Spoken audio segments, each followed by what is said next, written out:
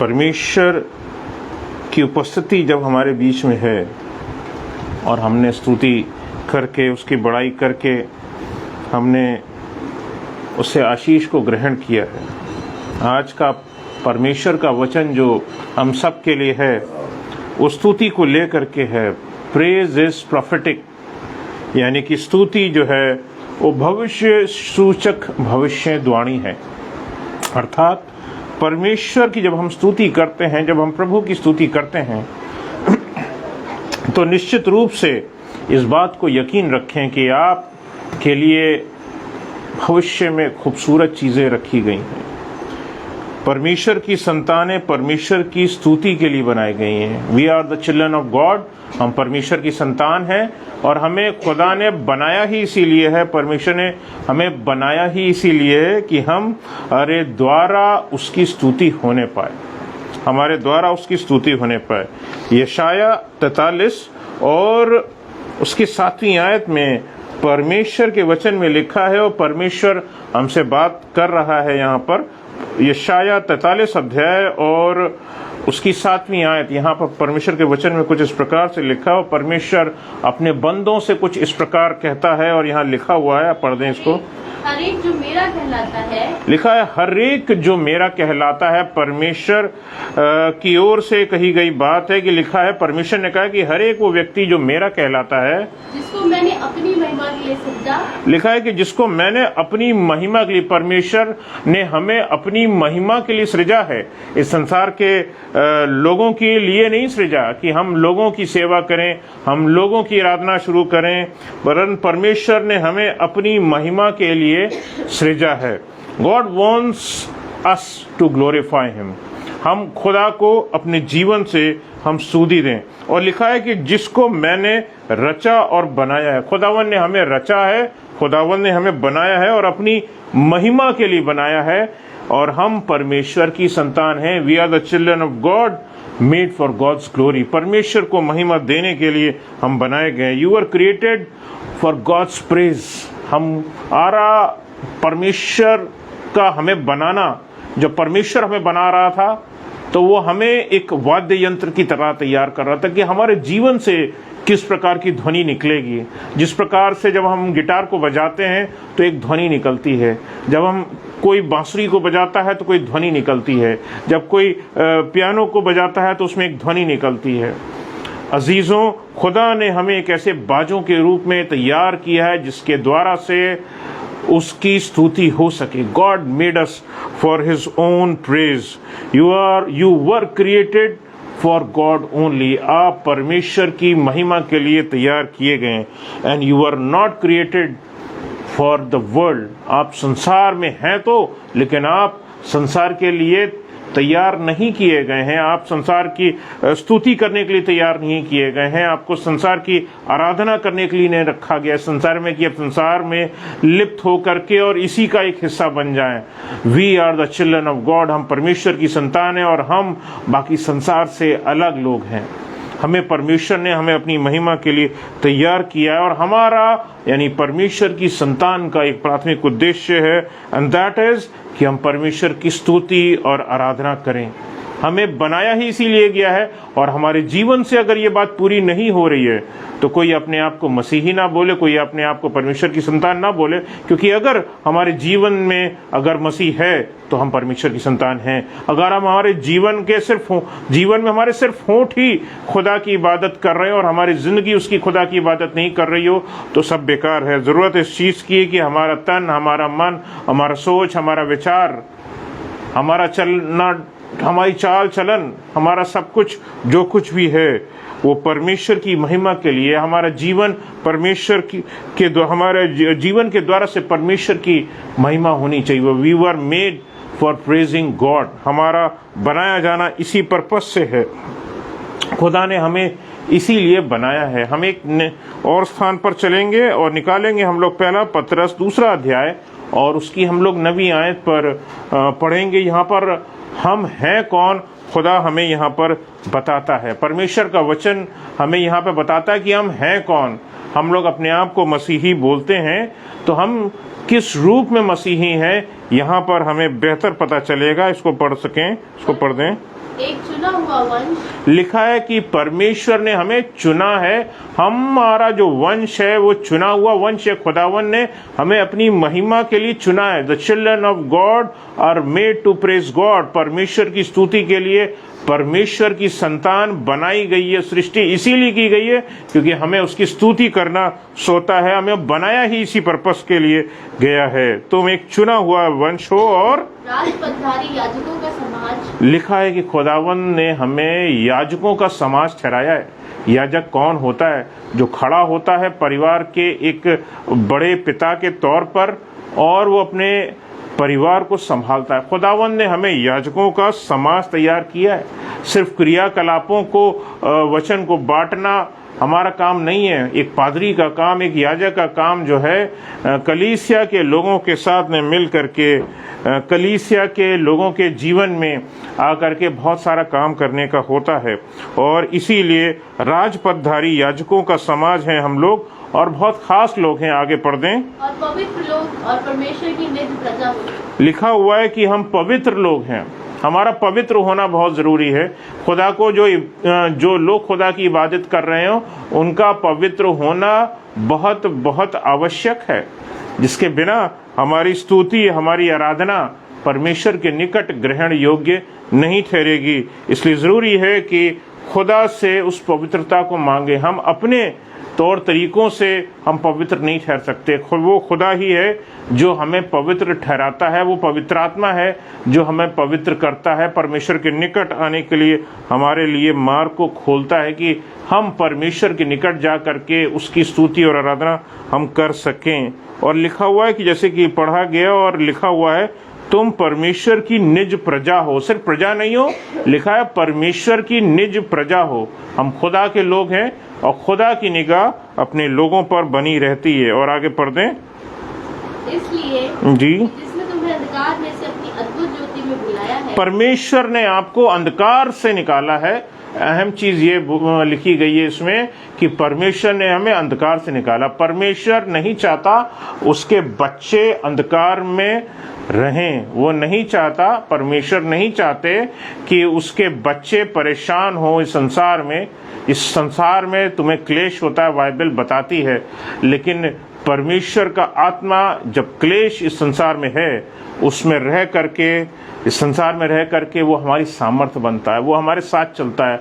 वो परमेश्वर का आत्मा हमें गाइड करता है कि हमें क्या करना चाहिए और क्या हमें नहीं करना चाहिए। लिखा है कि जिसने तुम्हें अंधकार में से अद्भुत ज्योति में बुलाया। सिर्फ ज्योति में नहीं बुलाया कि तुम संसारिक रोशनी में चल सको, वरन अद्भुत ज्योति। अद्भुत ज्योति परमेश्वर की ज्योति है जो आपको आत्मा में मिलती है, जो आपको मन में मिलती है, जो आपकी बुद्धि में मिलती है कि आपको क्या करना है, क्या सोचना है, क्या बोलना है, क्या करना है। खुदावंद हमें गाइड करता है, पवित्र आत्मा हमें गाइड करता है। और आगे लिखा ये सब क्यों किया गया है, कारण दिया गया है इसका कि उसके गुण प्रकट करो। लिखा है कि उसके गुण प्रकट करो। एज क्रिश्चियंस जो है वो हमको एक काम सौंपा गया है। एक मसीही होने के नाते हमको एक काम सौंपा गया है। एक विश्वासी होने के नाते हमको एक काम सौंपा गया है। परमेश्वर की संतान होने के नाते हमको एक काम सौंपा गया है कि ये गुण जो हैं, जो खुदावन के हैं, वो हमारे अंदर पाए जाएं। ये बहुत सारे गुण हैं जो हमारे अंदर पाए जाने चाहिए। और ये 14 गुण हैं जिनके बारे में बताना चाहता हूँ। पहली चीज, एक परमेश्वर के पीछे चलने वाले व्यक्ति में, विश्वासी में, परमेश्वर के संतान में पाए जाने सबसे बड़ी चीज जो है वो है बुद्धिमानी। व्यक्ति को बुद्धिमान होना चाहिए। बुद्धिमानी उसके सोचने में होनी चाहिए, उसके कामों को करने में होनी चाहिए। जब वो अपने जीवन के कामों को करता है उसमें उसकी बुद्धिमानी दिखनी चाहिए। और शैतान आपको बरगलाएगा इस संसार में ताकि आपके जीवन को तबाह करे। सिर्फ आत्मिक जीवन को तबाह ना करे, वरन मनुष्य के, खुदा के संतान के, परमेश्वर के लोगों के, विश्वासी के जीवन को हिलाएगा। और ऐसे में क्या करना है, बुद्धिमानी से काम लेना हमारे लिए ज़रूरी हो जाता है। तो परमेश्वर की संतान की पहली पहचान, पहला गुण ये है कि वो बुद्धिमान होना चाहिए, बुद्धिमानी के साथ उसको अपने जीवन को जीना चाहिए। दूसरी अहम चीज़ ये है, जो दूसरा गुण है एक विश्वासी के अंदर जो मिलना चाहिए, जो परमेश्वर की संतानों में पाया जाना चाहिए, वो है ज्ञान। परमेश्वर के वचन का ज्ञान जो है वो होना चाहिए। जब ये वचन का ज्ञान हमारे अंदर होगा, परमेश्वर के वचन का ज्ञान हमारे अंदर होगा, तो निश्चित रूप से हम भटकेंगे नहीं, हम इस संसार में भटकेंगे नहीं, क्योंकि ये बाइबल हमको बताती है कि हमें अपने संसार में जब हम इस संसार में अपने जीवन को जी रहे हैं तो हमें चलना कैसे है। वो परमेश्वर का वचन का ज्ञान ही हमको सिखाता है कि हमें किस प्रकार चलना चाहिए। Bible is a source of light, वो हमारे लिए एक स्रोत है रोशनी का और हमें मार्ग दिखलाती है। तीसरी चीज़ एक कठिन चीज़ है और वो है न्यायी होना। हमें न्याय करना आना चाहिए।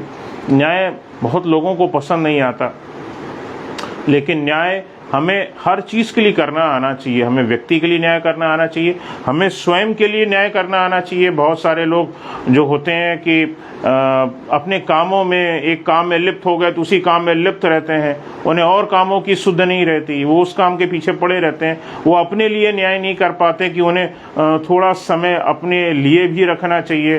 वो उनको ये नहीं पता होता कि उनको कुछ समय अपने परमेश्वर के लिए रखना चाहिए। उनको ये नहीं पता होता कि उनको अपने घर के परिवार के लोगों के लिए समय होना चाहिए। कुछ समय रखना बहुत ज़रूरी है और ये न्याय के ज़रिए आता है। जब हम न्याय करेंगे, हमें न्याय करना आना चाहिए। परमेश्वर की संतान जो बुद्धिमान होगी, जो परमेश्वर के वचन के ज्ञान से भरी होगी, तभी वो सच्चा न्याय कर भी पाएगी।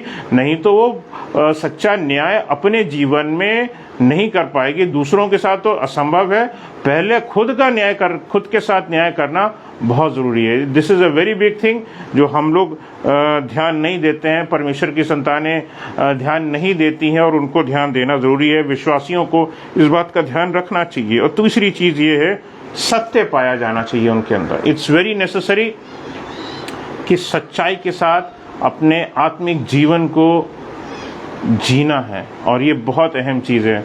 आप जैसे अंदर हैं वैसे ही आपका हिस्सा बाहर दिखना चाहिए। ऐसा नहीं है कि हम दुनिया के सामने कुछ और हैं और हम अंदर कुछ और हैं। हम चर्च के लोगों के लिए कुछ और हैं और हम बाहर के लोगों के लिए कुछ और हैं। ऐसा अजीज़ों हमारे जीवन में नहीं पाया जाना चाहिए। पांचवी चीज़ जो है वो बाइबल की सबसे अहम चीज़ों में से एक है और वो है प्रेम। ये मसीही गुण बहुत अहम है, क्योंकि जब तक हम प्रेम नहीं करेंगे तब तक हम लोगों की सेवा भी नहीं कर सकते। मसीही लोगों के लिए सेवा रखी है। प्रभु यीशु मसीह का आना इसीलिए हुआ कि वो लोगों की सेवा कर सके। He came for service, not to be served. उसने लोगों की सेवा करी और सर्विस को रिसीव नहीं किया। हालांकि लोगों ने उसकी सेवाएं करी हैं, उसके सामने प्लेटें लगाई होंगी, उसके हाथ पांव धुए होंगे, पाँव को पोछा, जैसे कि हम मरियम मगदलीनी के बारे में जानते हैं कि उसने उसके पैरों को धोया था। लेकिन वो आया इस मकसद के साथ में नहीं था कि उसकी अवभगत की जाए। एक मसीही जीवन का हिस्सा ये होना चाहिए कि हम लोगों की हम सेवा को कर सकें, और वो तभी हो सकता है जब प्रेम आपके अंदर होगा। जब प्रेम आपके अंदर होगा तो अगला गुण आपके अंदर पाया जाएगा, और वह है धैर्य। प्रेम में धैर्य चाहिए होता है, और धैर्य बहुत ज़रूरी होता है कि हम अपने जीवन में इस धैर्य को अपना करके रखें। सातवीं चीज़ खुदा के निकट बहुत अहम पाई जाती है, और वो मसीही जीवन का एक अटूट हिस्सा है, और वो है पवित्रता। हमारे अंदर पाई जानी चाहिए वो पवित्रता जो हमें दूर रखती है संसारिकता से, जो हमें दूर रखती है संसार के उन पापी लोगों से जो संसारिकता में फंसे हुए हैं और उसी में ही चलना चाहते हैं। उनसे हट करके खुदा हमें पवित्र बनाता है, और उस पवित्रता को हमारे जीवन का एक हिस्सा होना चाहिए। आठवीं चीज़ भलाई। हम अपने जीवन के द्वारा से हम लोगों में भलाइयाँ कर सकें। आपको जहाँ लगता है कि हम लोगों की मदद कर सकते हैं, चाहे हमारे मसीही समाज के लोगों में और चाहे मसीही समाज में ना भी होकर के कहीं बाहर के लोगों को भी जब आपकी ज़रूरत महसूस होती है, आप उनकी सेवा करें, आप उनकी भलाई करें। आप जिस तरीके से उनकी भलाई कर सकते हैं आप भलाई करें। चौथी नवी चीज जो अहम है रखती है और गुण पाया जाना चाहिए जो खुदा की ओर से ही मिलता है, हम अपनी तरफ से नहीं कमा सकते, वो है अनुग्रह। परमेश्वर का अनुग्रह सिर्फ परमेश्वर ही दे सकता है। हम अपने भक्ति से भी उस चीज को हम कमा नहीं सकते। वो खुदा ही है जो अपने फयाज दिल से, अपने बड़े दिल से जो है वो हमें अपने निकट बुलाता है और हमें अपने निकट रखता है और हम पर अनुग्रह करता है। हमारी गलतियां हो जाने के बाद भी हमें माफ़ करता है, हमें अपने निकट बुलाता है और उन तमाम गलतियों को वो भूल जाता है। हमें अपने अनुग्रह के सिंहासन के पास बुला करके हमको अपने निकटता में रखता है। 10वीं चीज़ जो है वो है, 10वां गुण जो एक मसीही जीवन में पाया जाना चाहिए, वो है आनंद। जब हम मसीह में चल रहे हैं तो हमारा जीवन आनंदित होना चाहिए, और अगर हम आनंद में नहीं है तो इसका मतलब ये है कहीं ना कहीं कि हम खुदा में नहीं चल रहे। अगर हम मसीह में हैं तो कितनी भी तकलीफ, संसारिकता में जितनी भी तकलीफें आपको आएंगी उसको आप बड़े आनंद के साथ आप निकाल ले जाएंगे। आप अपनी जीवन की कश्ती को निकाल ले जाएंगे। आप जीवन में आराम से उस तकलीफों से पार हो जाएंगे। 12वीं चीज़ जो है वो परमेश्वर की संतानों के लिए बहुत अहमियत रखती है और वो है फेथ, यानी कि विश्वास। हम खुदा के संतान हैं तो खुदा पर भरोसा रखें कि खुदा अपने बच्चों के साथ रहता है और खुदा अपने बच्चों के लिए काम ज़रूर करता है। हमारी दृष्टि शायद खुदा के ऊपर से हट भी जाए, लेकिन खुदा की दृष्टि अपने बच्चों के ऊपर बनी रहती है, खुदा के निकट बनी रहती है। और 13वीं चीज़ जो है वो है होली ट्रिनिटी, यानी कि परमपिता परमेश्वर यहोवा, पुत्र प्रभु यीशु मसीह नासरी और पवित्र आत्मा, ये तीनों हमसे मुलाकात किया करें। इन सब से मिलने का स्थान है, प्रार्थनाओं में मिलें, परमेश्वर के वचन को पढ़ें, हमें वहाँ परमेश्वर मिलेगा। हम यीशु मसीह के बारे में जब हम सीखेंगे परमेश्वर के वचन से और उस अनुसार चलेंगे तो हम मसीह के रूप में ही, परमेश्वर के रूप में ही हम धीरे धीरे हम बदलते जाएंगे। वो त्रिकत्व जो है वो हमारे अंदर पाया जाएगा, वो ट्रिनिटी, पवित्र ट्रिनिटी जो है वो हमारे अंदर पाई जाएगी।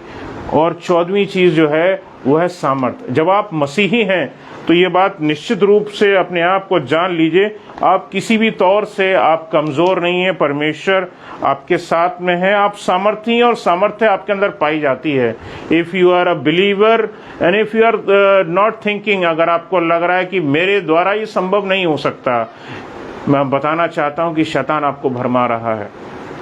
If you are in Christ you are more than powerful, आप सामर्थी हैं और खुदावंत की सामर्थ आपके अंदर काम करती है।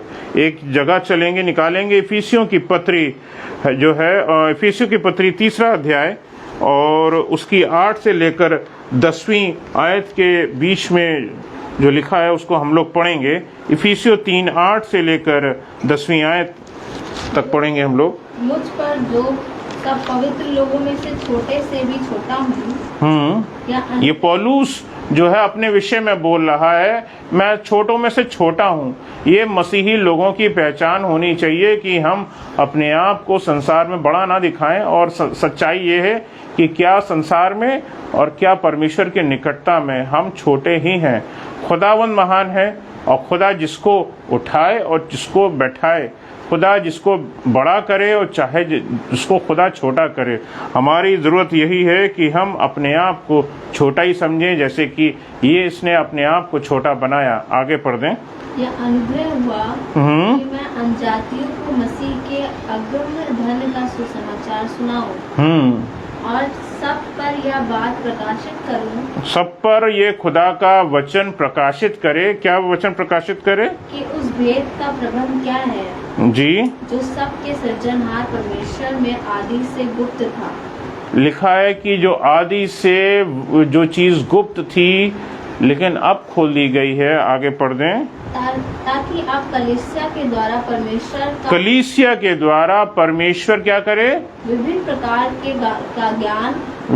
प्रकार का ज्ञान उन प्रधानों और अधिकारियों पर प्रकट, जो स्वर्गीय स्थानों में है, प्रकट किया जाए। लिखा है कि परमेश्वर जो है वो चाहते हैं कि जो हमारा ज्ञान है वो प्रधानों और अधिकारियों पर प्रकट किया जाए। ये प्रधान और अधिकारी कौन है? अजीज़ों, ये खुदा के फरिश्ते हैं। उनके ऊपर खुदा चाहता है कि हमारी खूबसूरती, जो 14 बातें मैंने आपको बताई, वो खूबसूरती उनके ऊपर प्रकट हो, कि हमारे अंदर पाई जाती है। उन स्वर्गदूतों ने, वो स्वर्गदूत जो हैं वो हमको हमारे नामों से जानते हैं। वो जानते हैं कि हम खुदा की इबादत करते हैं, हम खुदा की स्तुति करते हैं। वो खुदा के स्वर्गदूत इस चीज़ों को जानते हैं, लेकिन वो हमारे गुणों से अनभिज्ञ हैं। क्या ये 14 गुण जो मैंने आपको बताए, क्या उन्होंने देखा? खुदा चाहता है कि ये स्वर्गदूत जो प्रधान है और अधिकारी हैं, उन पर प्रकट किया जाए। खुदा हमारे अंदर से इन चीज़ों को निकाल करके इन स्वर्गदूतों के सामने रख देना चाहता है, ताकि ये स्वर्गदूत जान लें कि कितने अनूठे हैं हम, कितने अनोखे हैं हम, जिनके अंदर खुदा की ये खूबसूरत बातें पाई जाती हैं। So this is very important. लिखा है कि ये प्रधान और अधिकारी लोग कहाँ हैं? ये जो स्वर्गदूत है, ये कहाँ लिखा है? ये स्वर्गीय स्थानों में, ये ज़मीन पर नहीं है, ये स्वर्गीय स्थानों में है। और उन पर खुदा जो है हमारी बातों, जब वो खुदा स्वर्गदूतों के बीच में निकलता होगा स्वर्ग में, तो उनसे हमारे लिए बातचीत करता होगा। अरे तुमने आज देखा कितना अच्छा आराधना उस चर्च में हुई थी, तुमने देखा परमेश्वर का वचन आज जोरावर ढंग से काम हुआ था, तुमने देखा वो व्यक्ति अकेले निकल गया परमेश्वर के वचन को प्रचार करने के लिए, उसने समय और घड़ी ना देखा, उसने ये ना देखा कि किस जगह बैठें, किस जगह जाएं, क्या करें, कैसे करें, लेकिन वो चल दिया। जब इन सब चीज़ों को, इन सब बातों को और जीवन शैली को ले करके खुदावंद हमारी ज़िंदगी की उस खूबसूरती को अपने स्वर्गदूतों के सामने रखना चाहते हैं, ताकि हमें इज्जत मिलने पाए, हमारा नाम ऊंचा हो और लोग और स्वर्गदूत खुदा की बड़ाई करें। हम खुदा की बड़ाई के लिए बनाए गए हैं। We are made to glorify God. हम खुदा की स्तुति के लिए बनाए गए हैं। क्या आपको पता है कि परमेश्वर की स्तुति करना जो है वो एक भविष्यवाणी करना है? जब आप स्तुति करते हैं तो कहीं ना कहीं, जब हम परमेश्वर की स्तुति करते हैं तो हम भविष्यवाणी करते हैं कि भविष्य में क्या होगा, what is about to happen in future. हम स्तुति जब करते हैं तो उस चीज के लिए तैयार हो जाते हैं, और स्तुति दिखाता है परमेश्वर, हमारी ओर से परमेश्वर की कृतज्ञता को, कि हम ने कितने कृतज्ञ हैं, तभी हमारे अंदर से वो स्तुति निकल रही है।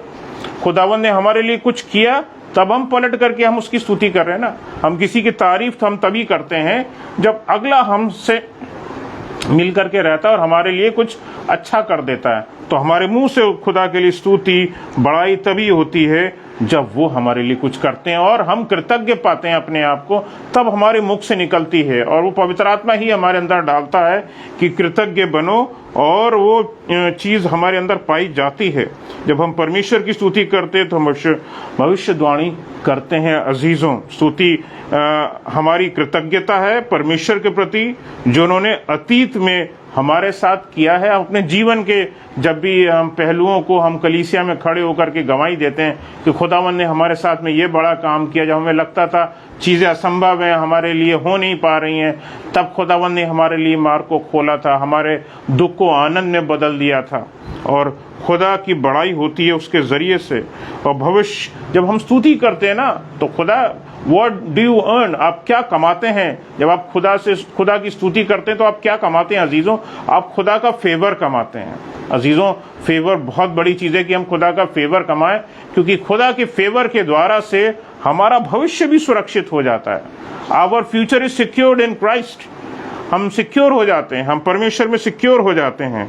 भविष्य में हमारे लिए प्रावधान लिख दिया जाता है कि खुदा हमारे लिए कुछ अच्छा ही करेगा। लेकिन जो खुदा के पीछे नहीं चल रहे होते उनके लिए वो अच्छा प्रावधान नहीं रखा, लेकिन आपके लिए, आप खुदा की संतानों के लिए वो अच्छा प्रावधान रखा है। अजीजों, स्तुति आपका सब कुछ बदल सकने की सामर्थ्य रखती है। You start praising God. आप खुदा की इबादत करना शुरू करें, परिस्थितियां बदल जाती हैं, यू टर्न ले लेती हैं। लगता नहीं है कि चीज़ें बदल पाएंगी, लेकिन चीज़ें बदल जाती हैं। जब पौलुस और सिलास जो थे बंदी गृह में थे, तब वो आराधना कर रहे थे, स्तुति कर रहे थे, और तब भूकंप आया, और उनका चारों ओर जब भूकंप आया और सब जगह चीज़ें तहस नहस होती हुई दिखाई दी, और द्वार खुल गए और बेड़ियां खुल गईं, लेकिन उन्होंने उस स्थान को नहीं छोड़ा और वहीं पर आराधना और स्तुति करते रहे। बाद में जो जेलर था उसको जा करके वचन सुनाया, उसको वचन सुनाया, उसका उद्धार किया और उसके पूरे परिवार का उद्धार किया, बपतिस्मा दिया। अजीजों, चीज़ें बदल जाती हैं, यू टर्न ले लेती हैं जब हम आराधना और स्तुति करते हैं। This is a very big thing. इसी प्रकार से हम यरीहो की दीवार के बारे में जानते हैं।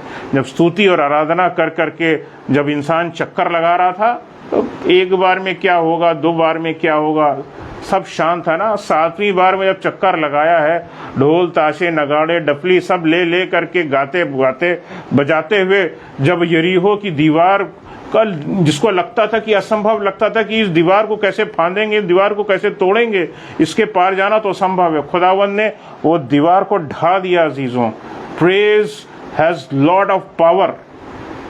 खुदा के लोगों, स्तुति को कभी छोटा मत आंकिएगा। बहुत सारे लोग कलीसियाओं में देर में पहुंचते, अरे भैया अभी तो गाने वाने चल रहे होंगे, जब परमेश्वर का वचन प्रचार किया जाएगा तब हम जाएंगे। बहुत सारे लोगों का सोचना विचारना ऐसा ही है, जबकि ज़रूरत यह है कि this is the thing that this is the biggest offering you are giving to God, कि आप व्यक्तिगत रूप से कलीसिया में उपस्थित होकर के परमेश्वर की स्तुति करते हैं। आप अपने स्तुति रूपी बलिदान को परमेश्वर के सम्मुख चढ़ाते हैं। खुदा उसको ग्रहण करता है। दौलत भी खुदावन ग्रहण करता है, लेकिन वो कलीसिया के काम आती है। लेकिन जो दौलत स्तुति के रूप में आप खुदा को चढ़ाते हैं, उससे आप उसके परमेश्वर के फेवर को कमाते हैं। अजीजों, ये बहुत बड़ी चीज़ है। And when God is you are having God's favour, जब खुदावन आपकी ओर है तो आपका विरोधी कौन हो सकता है। आपकी परिस्थितियां बदल जाएंगी, यू टर्न ले लेंगी। आपको लगेगा नहीं कि चीजें ऐसी रखी हैं। अगर स्तुति भविष्य सूचक है तो हमें भविष्यवाणी के बारे में जानना भी उतना ही जरूरी है कि भविष्यवाणी के बारे में हम जाने। परमेश्वर का वचन जो भी है बाइबल में लिखा हुआ है उसको हम क्लेम करें, और वो कभी भी खाली नहीं जाता। The word of God doesn't return null या वॉइड। कभी भी परमेश्वर का वचन खाली नहीं जाता। परमेश्वर का वचन उत्तर लेकर के हमेशा आता है। यहेजकेल ने के बारे में बताना चाहता हूँ। यहेजकेल परमेश्वर का एक नबी था और उसने विलाप करते भविष्यवाणियां करी, और उसने भविष्यवाणियां अनेकों तरीकों से करी। उसने अपने खुदा का एक ऐसा दास, एक ऐसा व्यक्ति था परमेश्वर का ऐसा भविष्यद्वक्ता था। उसने पहेलियों के द्वारा भविष्यवाणियां करी, उसने दृष्टांतों के द्वारा भविष्यवाणियां करी। उसने पैरों को पटक पटक करके खिसियाता था कि लोग सुनते नहीं उसकी बातों को। वो पैरों को पटक पटक करके जो है किया करता था, ताली बजा बजा करके कि लोग सुने, लोग उसको सुने। अरे ये ताली क्यों बजा रहा, ये ताली क्यों बजा रहा। लोगों को बुलाने के लिए ताली बजा बजा करके जो है उसने भविष्यवाणियां करी। यहेजकेल ने आशावान होकर के जो है इजरायलियों से भविष्यवाणियां करी। वो आशावान था कि ये लोग बदल जाएंगे, अपने जीवन को बदल लेंगे और उसके निकट आ जाएंगे। यहेजकेल ने हर प्रकार से इजराइल की संतान को उसने चिताया। आने वाले परमेश्वर के प्रकोप को, उसके गुस्से को, क्रोध से बचाने के लिए जैसा उसको कमांडमेंट मिला, जैसे उसको आदेश मिला, उस प्रकार से उसने लोगों को निर्देश भी दिए कि ऐसा करो, ऐसा करो, ऐसा करो। उसने विस्तार से बताया चीज़ों को। जैसे खुदा ने उसको बताया, उसने विस्तृत रूप से उन चीज़ों को खोल करके जो है लोगों के सामने रख दिया। पहेलियों के बारे में के जरिए से बताया, दृष्टांतों के जरिए से उसने जो है खुदा के वचन को लोगों के सामने रखा। तमाम भविष्यवाणियों को उसने रखा। वाद विवाद तक किया कि भैया किसी तरह तो मान जाओ, किसी तरह तो समझ लो। परमेश्वर की वचन से उसने आयतों को निकाल करके लोगों को बताया है, ताकि किसी तरह से व्यक्ति का जीवन बदल जाए। He was desperate. अगर हम खुदा के लोग हैं तो हमें डेस्परेट होना ज़रूरी है कि हम लोगों की ज़िंदगियों को हम बदल सकें, हमारी ज़िंदगियां बदल सकें। We should be having a heart to change people. हमारे दिल में एक ऐसी सामर्थ होनी चाहिए, हमारे दिल में एक ऐसी आग होनी चाहिए, हमारे दिल में ऐसे आंसू होने चाहिए कि लोगों की ज़िंदगियां पलट जाएं और जो तकलीफ़ में है उन तकलीफ़ उनको छोड़ दे, और वो आपके साथ रहने के द्वारा ही होने पाएगा। और वो विलाप करता था उन लोगों के लिए, प्रार्थनाएं किया करता था। उसने इतना सारे तरीकों से उसने करके जो है फिर भी जो ये लोग थे, खुदा के जो संतानें जिनको हम कहते हैं, उन्होंने उसकी तमाम भविष्यवाणियों को उन लोगों ने अनसुना करना चाहा। आज खुदा के लोग जो हैं खुदा की खोज में हैं। अगर आप भी खुदा की खोज में हैं तो मैं बोलना चाहता हूं कि आज का वचन आपके लिए है। खुदा के पीछे चलिए और खुदा आपकी ज़िंदगी में यू टर्न लेकर के आएगा। खुदा आपके जीवन को बदल देगा। God is about to change your life. आपके जीवन को बदलने वाला है।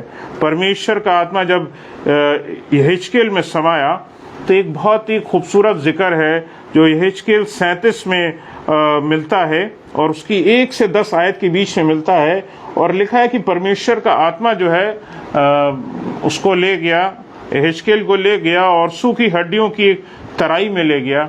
और इसको हम चाहते हैं कि इसको हम पढ़ें 1 से लेकर 10 आयत के बीच में, यहेजकेल 37 और उसकी 1 से लेकर 10 आयत के बीच में। यहोवा की शक्ति मुझ पर हुई और वो मुझ में अपना आत्मा संभाल कर बाहर ले गया और मुझे तराई के बीच खड़ा कर दिया और वो तराई हड्डियों से भरी हुई थी। वो तराई हड्डियों से भरी हुई थी। खुदावंद हमें हरे भरे स्थानों में नहीं ले जाता। जब दाऊद अपने भजन संहिता 23 में बात करता है तो वो हरे हरे स्थानों के बारे में बात करता है, लेकिन पवित्र आत्मा यहेजकेल को सूखी तराई में ले गया, जहाँ पर एक ऐसी तराई में जहाँ सूखी हड्डियां पड़ी थी। पर्दे आगे। तब उसने मुझे उनके चारों ओर घुमाया और तराई की तह पर बहुत सी हड्डियां थी और वे बहुत सूखी थी। तब उसने मुझसे पूछा, हे मनुष्य की संतान, क्या ये हड्डियां जी सकती हैं? खुदावंद ने यहेजकेल से प्रश्न किया, क्या ये हड्डियां जी सकती हैं? अरे परमेश्वर के हाथ में सब कुछ रखा है। Everything is in God hands. फिर भी परमेश्वर कभी कभी हमसे पूछते हैं, क्या तुम मुझ पर भरोसा करते हो? क्या तुम मुझ पर विश्वास रखते हो कि मैं चीज़ों को पलट सकने में सामर्थ्य हूँ? क्या तुम मुझ पर विश्वास रखते हो? क्या तुम्हें लगता है कि जो तुम्हारी स्थिति में है, क्या मैं उनसे तुमको निकाल सकने की सामर्थ्य रखता हूँ? क्या डू यू बिलीव मी और नॉट? यहाँ पर भी कुछ हमें ऐसा ही दिखाई देता है। आगे पढ़ दें। मैंने कहा, हे परमेश्वर यहोवा, तू ही जानता है। उसने एक बहुत ही चतुराई से उत्तर दिया, खुदा बाप तू ही जानता है और मैं जानता। और वो उसने ये यहेजकेल ने ये बात बड़ी खूबसूरती से इसलिए कही क्योंकि अगर खुदा ना करे और वो ऐसी तरह पड़ी रहे, क्योंकि इतने सालों से तो ये यहीं पड़ी हुई है, हड्डियां सूख गई हैं और इसको पता चलता है कि ये सालों पुरानी हड्डियां होंगी। जिस घाटी में है ये सालों पुरानी घाटी होगी जिसमें कभी युद्ध हुआ होगा और वो सेना मर गई होगी, वो लोग वहाँ पड़े होंगे, उनकी हड्डियों को दफनाने वाला, उन लाशों को दफनाने वाला भी कोई नहीं था और वो हड्डियाँ वहीं पड़ी रहीं और मांस खत्म हो गया, सब कुछ खत्म हो गया और सिर्फ सूखी हड्डियां दिखाई दे रही हैं।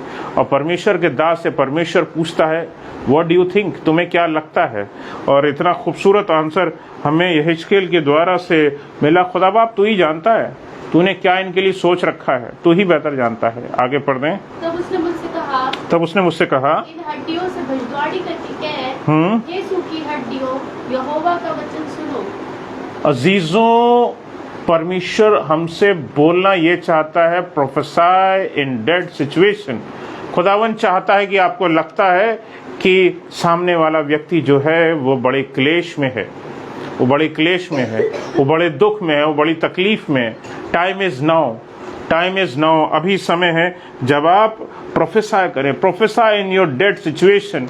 आपके निकट अगर कोई प्रार्थना का विषय आया है तो प्रोफेसाई इन दैट। आप उसमें नबूवत करें और चीज़ें बदल जाएंगी आपके लिए, और या आप जिसके लिए नबूवत कर रहे हैं उसके लिए चीज़ें बदल जाएंगी। आगे पढ़ दें वचन को। परमेश्वर यहोवा तुम हड्डियों से यूं कहता है, देखो मैं आप तुम में सांस समाऊंगा और तुम जी उठोगी। लिखा है कि तुम जी उठोगे। हड्डियां जो सूख चुकी हैं, जिसमें जान नहीं बची, जिसमें मांस नहीं बचा, जिसमें नसें नहीं बची, जिसमें कुछ नहीं बचा, जिसमें जीवन नहीं बचा, उसकी सामर्थ्य ये है, खुदा के वचन की सामर्थ्य है कि वो हमको इस्तेमाल करना चाहता है। If we prophesy we can change the situation. पूरे तौर पर हम बदल सकते हैं परिस्थितियों को, ऐसी सामर्थ्य है। आगे पढ़ दें। मैं तुम्हारी नसें उपजाकर मांस चढ़ाऊंगा, तुमको चमड़े से ढापूंगा, तुममें सांस समाऊंगा और तुम जी जाओगी और तुम जान लोगी कि मैं यहोवा हूँ। परमेश्वर जो है वो इस्तेमाल करता है हमको स्थितियों को बदलने के लिए। हम अपनी सामर्थ्य में वो काम कभी नहीं कर सकते। We can not do things in our own strength, हमारे क्षमता से बाहर की चीज़ें हैं, लेकिन खुदा हमें सामर्थ्य करता है कि क्या हम अपने लिए और क्या हम दूसरे के लिए भविष्यवाणी करें। हम दूसरों के लिए करना चाहते हैं, हमारे दिल दूसरों के लिए खुले रहते हैं, लेकिन मैं अजीज़ों आपसे कहना चाहता हूं कि आप जो है वो खुदा के लोग जो हैं, पहले अपने लिए करना शुरू कीजिए, पहले अपने लिए प्रोफेसीज कीजिए, पहले आपके बंधन तोड़े जाएं। खुदा आपके बंधनों को पहले तोड़ना चाहता है, और अभी तक अगर आपके बंधन कुछ हैं तो उनके लिए प्रोफेसी करिए, उनके लिए भविष्यवाणी कीजिए। आप अपने भविष्यवाणी के द्वारा से खुद के बंधन तोड़ेंगे, और संसार के तो बंधन तोड़ने की सामर्थ्य खुदा ने आपको दे ही रखी है। खुदावन का वचन आपके अंदर दौड़ रहा है, आपके मन में है, आपकी आत्मा में है, आपकी सोच में है, आपके होंठ पे है, आपकी जुबान पे है, आपके दिल में है, आपके हृदय में है, आपकी बुद्धि में। सब प्रकार से आप उन चीजों को कर सकते हैं। परमेश्वर का वचन काम करेगा। इट इज रियली वर्दी।